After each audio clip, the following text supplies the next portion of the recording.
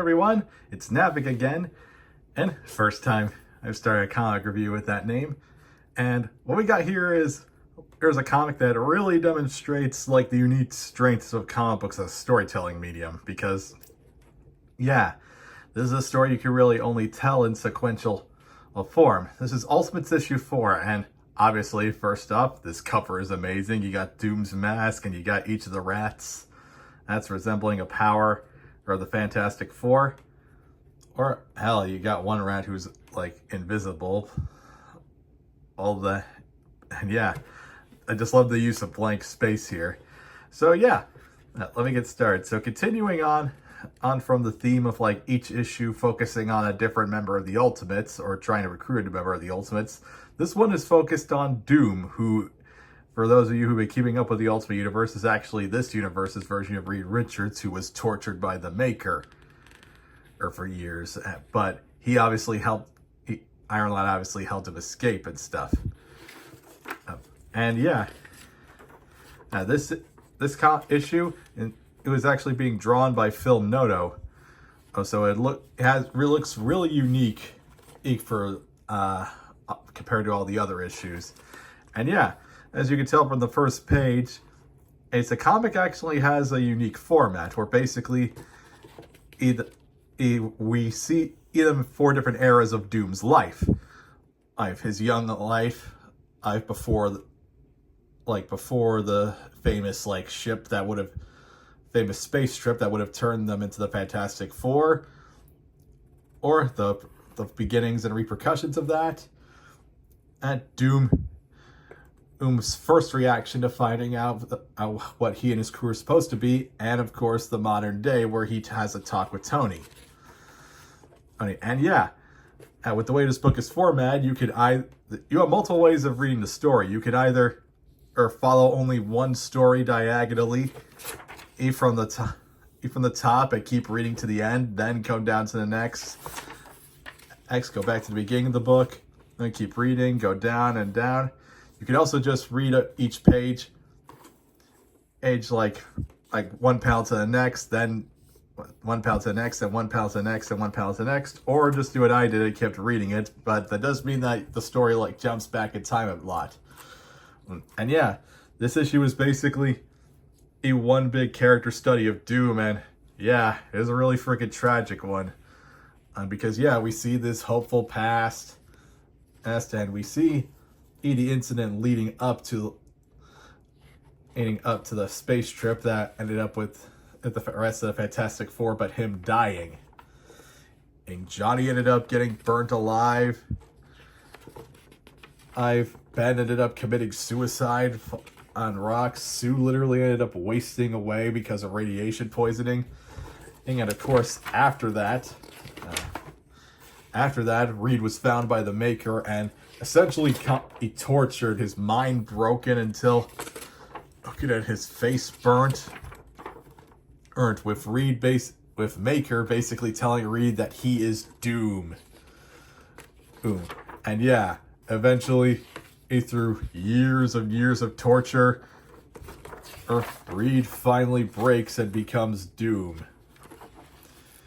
And yeah, a bit after that, soon after the Ultimates were originally formed, we see Doom basically looking at the life he had if he could have had before, trying to use the Immortus engine and to change the timeline. But yeah, the formation of the Fantastic Four being stopped is one of those moments in time that the Maker made sure that couldn't be broken. Okay, in the end, we see Doom trying to basically smash the past together. Smash through the past. As he even tried to break it with a hammer, which, yeah, as we later, obviously, it doesn't work. And yeah, we later see that him smashing his hands on the past so hard that it actually bleeds. And in the present day, obviously, the Iron Lad tries to talk to Doom about what he's doing, and Doom reveals that he has moments where he just lapses into extreme despair, or lost in all-consuming universe where nothing is possible. He calls it his negative zone. And that's something I really gotta give credit for this one issue. In this one thing, you get a complete understanding of who Ultimate Doom is as a character, his motivations, what led him to it. And again, all in a format that couldn't really be replicated in any medium outside of comic books without it being jarring. Alright, and yeah, in the present we see that Doom, who is trying to rebuild the Fantastic Four. Or he's trying to use cosmic radiation to replicate the powers that obviously turned him into the regular or Fantastic Four in the Marvel Universe. Unfortunately, the mice keep dying. And yeah, I do love how in one line you could cut, and one panel, you could definitely see the frustration. And this is a major credit for Phil Noto's artwork, because artwork is really soft, and that just makes a lot of the heartbreak and the horror in the comic just hit a lot more. Or Iron Lad, of course, tries to help Doom out, but Doom obviously doesn't want Iron Lad's help because, yeah, Tony couldn't really understand what he's went through. And he even has this line. The billionaire playboy king. No, the billionaire boy king. Pampered since the womb, accuses me of ego me.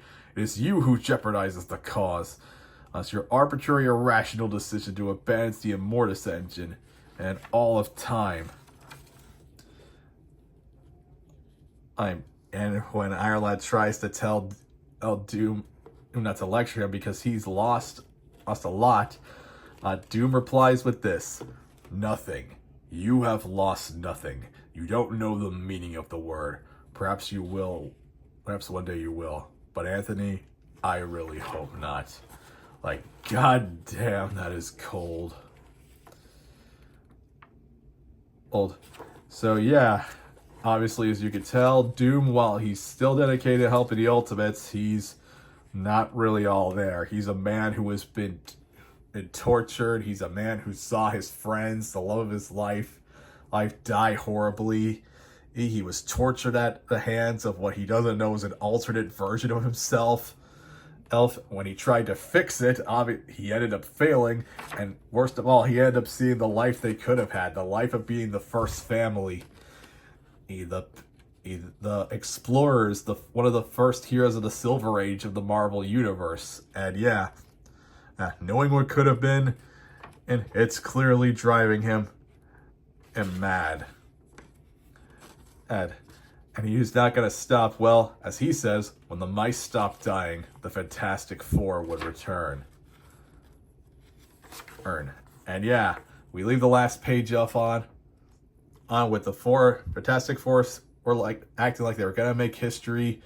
Reed finally breaking and declaring himself Doom, and a declaration that he will never stop. Which, yeah, if that's not foreshadowing to some big confrontation or something big blowing up in the Ultimate's face in a future storyline, I don't know what is. So, yeah, that's Ultimates issue 4.